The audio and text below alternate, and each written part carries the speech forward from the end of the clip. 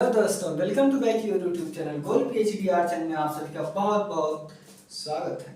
हम और आप आज जो चर्चा पर चर्चा करने चले हैं, हम और आप आज ऐसे विषय में चर्चा पर चर्चा करेंगे जो प्रतिभा की बहुत धनी कलाकार हैं। वो एक ऐसी मूर्ति बना दिए कि जिसकी वजह से ये पूरे विश्व में विश्व लब्ध ख्याति प्राप्त हुए हैं। बिल्कुल, हम उसी मूर्ति के विषय में चर्चा कर रहे हैं जिसका नाम है पिएटा। और उसके बनाने वाले कौन है? उसके बनाने वाले हैं माइकल एंजेलो। क्या? Michael Angelo. माइकल एंजेलो का जन्म 1475 ईस्वी में इटली के अंदर फ्लोरेंस के अंदर प्रीज नामक एक छोटे से कस्बे में इनका जन्म हुआ था। किसका? लियोनार्डो दा विंची का जन्म हुआ था।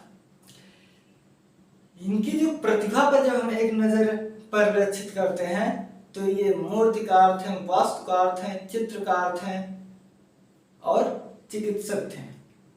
लेकिन जो सबसे अधिक अभी तक पूछी गई है वो मूर्तिकार और चित्रकार थे, जिसमें मुख्यतः मूर्तिकार के लिए जाने जाते हैं। कौन?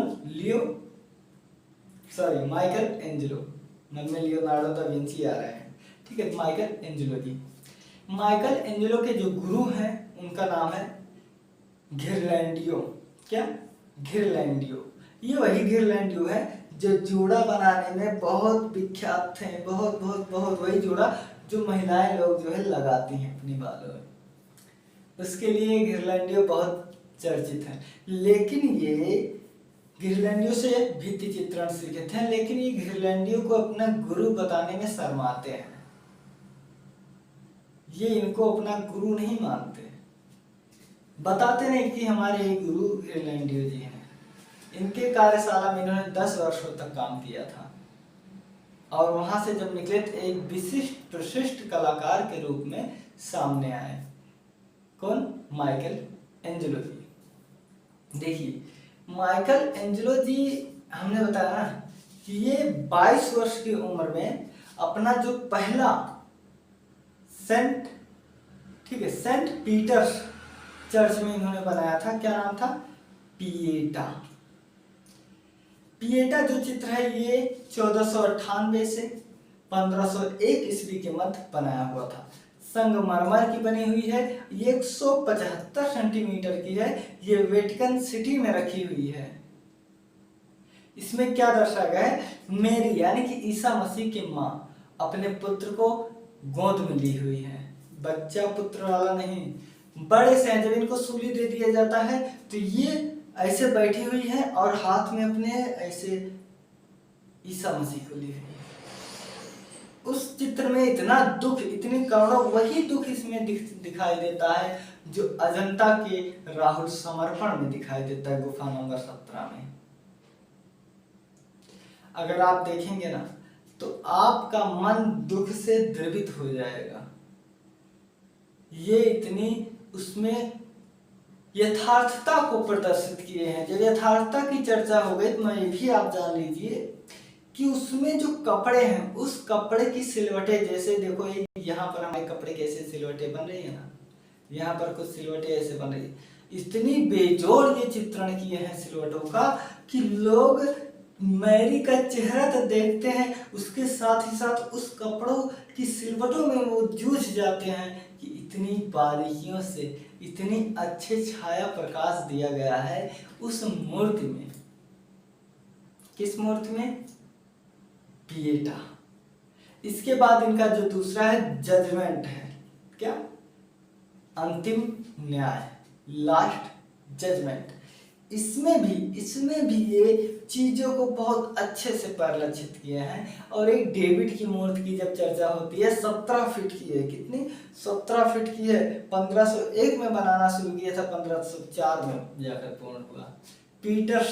फ्लोरेंस के पीटर्सबर्ग में ये भी रखा हुआ है। साथ ही साथ एक मरता हुआ दास है जो पोप जूलियस तृतीय के आदेश पर लियोनार्डो दा विंची जी ने बनाया था। और जो सबसे प्रसिद्ध है वो है इनकी सिस्टाइन चैपल। सिस्टाइन चैपल में 343 से ज्यादा भित्ति चित्र को इन्होंने बनाए हुए हैं। वहां पर मैं एक जगह पढ़ा था ना कि उस चित्र को पहले 3 भागों में बांटे, फिर उसके बाद 3-3 भागों में बांटे हुए थे। और उस जैसे आदम, ईव, स्वर्ग से निष्कासन, प्रलय और वो विघटन, तो यही सब जो है दिखाया गया है। देखिए इसके बाद इनकी होली फैमिली, पवित्र परिवार है। आदम और ईव है, लास्ट जजमेंट है, सेंट पीटर्सबर्ग से बातचीत करते हुए ईसा की भविष्यवाणी, ईसा के जन्म की भविष्यवाणी, आदम और हव्वा, स्वर्ग से निष्कासन, बहुफल के चित्र, 12 संतों की प्रतिमा, प्रलय, ये सब विनाश, ये सब इनके चित्र हैं। किसके? लियोनार्डो दा विंची के विषय में। और हाँ, लियोनार्डो दा विंची जो है, इनके कथन जान लीजिए कि ये कहते हैं कि जैसे मेरे हाथ में छेनी और हथौड़ी आ जाती, मैं समझ नहीं पाता मुझे क्या होगा, मैं एकदम खो जाता हूँ और छेनी हथौड़ी से घाव देकर एक नई मूर्ति का शिल्प करने लगता हूँ। एग्नी एंड एक्सटेंसी नामक फिल्म इनके ऊपर बनी हुई है। किसके?